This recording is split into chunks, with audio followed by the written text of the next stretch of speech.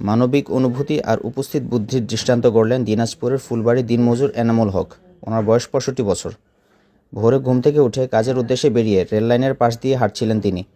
এমন সময় চোখে পড়ে ফুলবাড়ি বিরামপুর রেলওয়ের ৩৫২/৫ থেকে ৩৫২/৬ মধ্যবর্তী রেললাইনের ১ ফুট অংশ ভাঙা।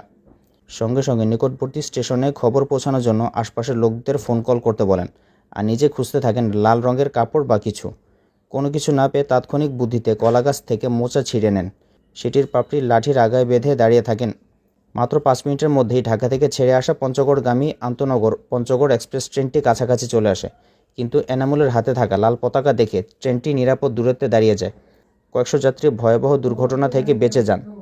প্রতিদিন ওই পথে ঢাকা, রাজশাহী, দিনাজপুর, পঞ্চগড়, পার্বতীপুর, চিলাইহাটি সহ উত্তরাঞ্চলে ১০ থেকে ১৫টি ট্রেন যাতায়াত করে। ওনার এই মানবিক এবং দুঃসাহসী কাজের জন্য বর্তমানে সোশ্যাল মিডিয়াতে তিনি সবার প্রশংসায় ভাসছেন।